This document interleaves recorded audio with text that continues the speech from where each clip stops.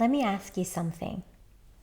When did you decide it was safer to shrink, to dim your light, to be the one who cheers for everyone else while waiting quietly in the background? The truth is, you were never meant to be invisible. But somewhere along the way, you were taught that being liked mattered more than being real. And that's precisely what we're going to discuss today. And I want to begin with why being the good girl keeps you small. Most likely beautiful. You were rewarded for being helpful, sweet, agreeable. But the more you suppressed your fire, your desires, your voice, the more invisible you became. Even to yourself. Especially to yourself. And let me tell you that being the good girl, it comes with a very high cost. Because you lose touch with your true needs. You literally became an entirely different person than the person you were designed to be. You downplayed your dreams just to stay relatable, to make sure that people thought that you weren't showing off, you weren't becoming too big, you weren't being too exciting, you weren't having high expectations that were just going to let you down. And essentially you waited for others to tell you your worth. You probably went through your entire life feeling like you're not good enough. And maybe even tried your best to develop yourself by reading books, by listening to podcasts, eventually when you could get your hands on them, audio guides and all of these things to try and help yourself to move forward and heal that part of you because you understood it was lacking. But here's what no one told you. Visibility isn't vanity. It's liberation. Because we were all designed to be light, to be free, to be perfect, to be abundant, to be a goddess in our own right, okay? That's the way we were designed to be so that we can share our incredible gifts and talents with the world. Otherwise, the planet wouldn't be very successful, would it? If everyone was silent about their gifts and talents and what they could do for others, the human race would never have evolved to this point. But here's our next step. Your next step, beautiful, is to stop hiding and start leading with your light. So it's time to stop asking yourself, who do they want me to be? What would impress them? How would I be seen to be the best in their eyes? And it's time to actually start asking, who am I when I stop pretending? Who am I when I'm in my light? Who am I when I'm at my most powerful self? And here's where we begin, because I love to leave you with the actionable steps that actually make a difference in this series. So number one, I want you to do this as soon as you can. I want you to look in the mirror and I just want you to affirm these words. I see you and I choose you. I want you to make eye contact with your own power and I want you to show yourself so much love. I want you to look in that mirror and I want you to appreciate every single part of your beautiful self. And look into those eyes and look into your soul and I want you to say, I see you, I choose you, I love you. And then I want you to show up somewhere this week as your completely unedited self. So no masks, no apology, just you. No planning, no rehearsing, no I'm just going to perfect this or that, or I'm going to make sure that I'm perceived really well. No. Show up as you, like your powerful, unapologetic self. And that's it. And you're going to know exactly where your opportunity is and you're going to know exactly who you're going to be. That doesn't mean shrink yourself down. It doesn't mean don't be fabulous. You were born to be fabulous, girl. You were born to be amazing, beautiful, powerful, fabulous. So go and be your best self. We as women, we are designed to be beautiful. We are designed to love beauty. We are designed to essentially just exude that beauty. So you need to understand that it's not shameful to tap into all of that, to make yourself want to feel as beautiful. Beauty isn't just about aesthetics. It's about how you feel. It's about how you look. It's about everything. It's about the sounds, the scent, the touch, everything. Just go into your senses. And then that leads me perfectly on to step 3 about leading with your light, which is begin building that version of your life that reflects your real essence, not your role. So why are you choosing to do things that are not lighting you up on a daily basis? You might just think, oh, I'm just wearing an old baggy t-shirt because, I'm just going around the house today. Why? Okay, if you are like me, crawling around on the floor with a 1-year-old and you're doing all these different things, like you're putting them on the potty on the ground, you're like cleaning up, you don't want to be wearing tight restrictive jeans, you don't want to be wearing like leather pants, like you don't want to be that restrictive, you don't want to be wearing like a corset dress, do you? No, you want to be wearing something comfortable, but make sure you feel good. So if it's your leggings, make sure you're wearing a lovely pair that make you feel confident, that make you feel good. Make sure that you're feeling your best. Don't, that old t-shirt, okay, charity shop or bin, whatever, you decide. But you need to decide to put yourself first. You want to feel proud of the person you are. Okay, so I bet you that you've got a full wardrobe closet full of clothes that look absolutely incredible, and I bet that you're not even wearing half of them. So what you're going to do is you're going to make an effort and start building that version of your life that reflects who you are. So if it's too small, if it's too shabby, if it's not a colour that suits you, let it go, goodbye.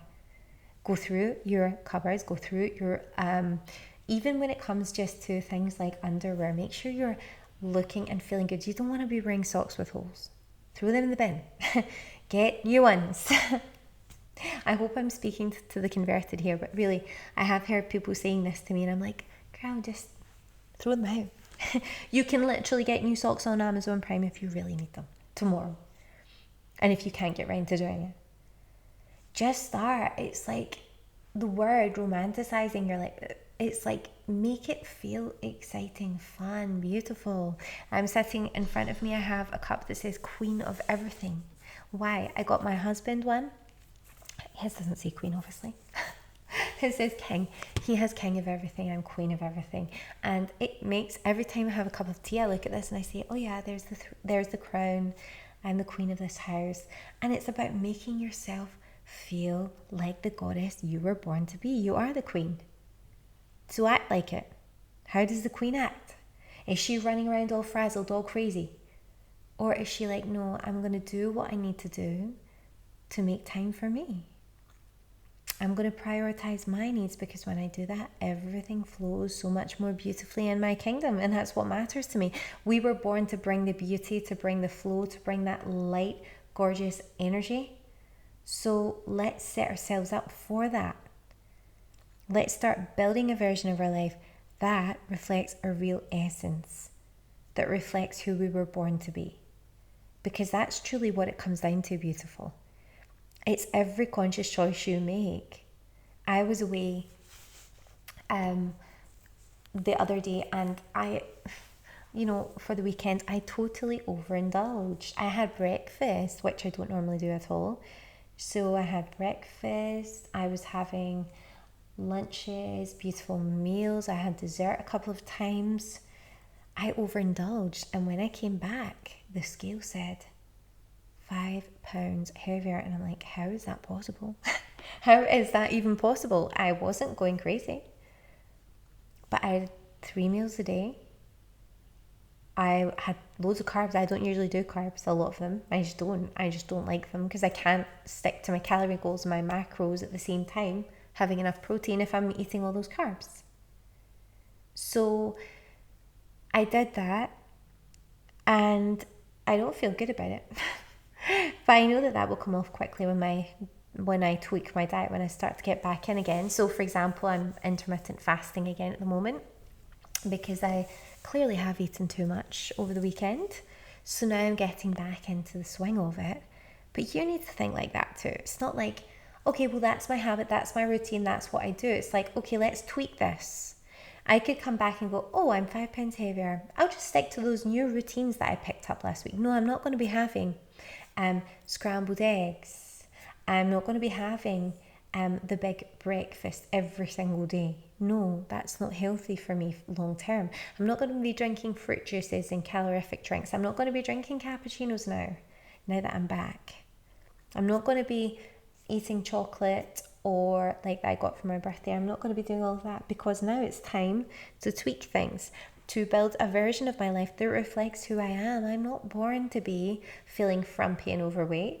I was born to be fabulous. And so my lifestyle needs to reflect that, because the two don't add up.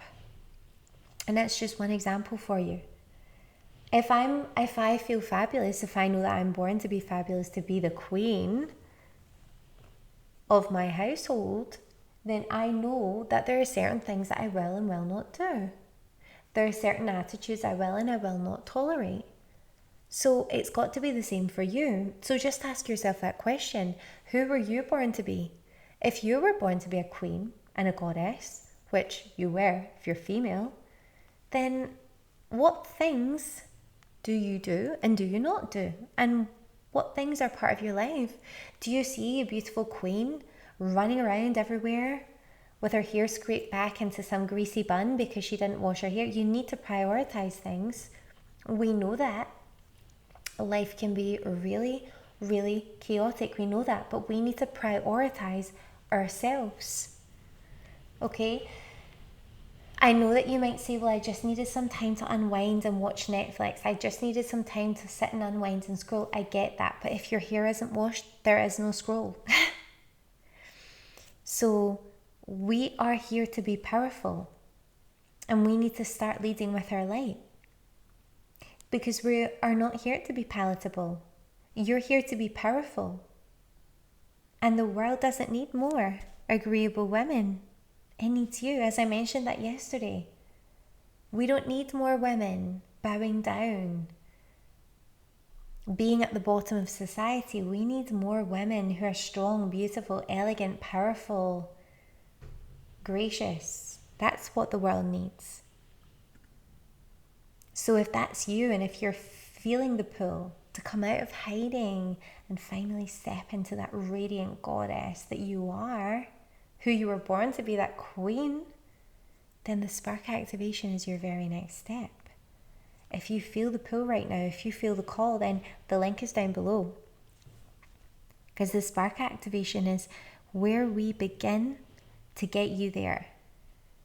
It's your private video insight. It's designed to uncover your specific blocks, your patterns, and the untapped power that you have inside of you, that really the reason why you're still dimming your shine, and how we're going to dissolve them quickly. So I'm going to end it on that note, but I want to just remind you, I want you to just realize, let this be the day that you stop disappearing, that you stop being in the background. I want you to be seen. I want you to be a main character of your life. I want you to be the goddess and the queen in your life. You were born to be seen. So I'll see you in the comments. I'll see you in the next video. And I'll see you in the spark activation. Because I know that you're ready for this, the next step. I'll see you in the next one. Until then, be that goddess. Make that move. You'll thank yourself so much for making it happen. The link is below.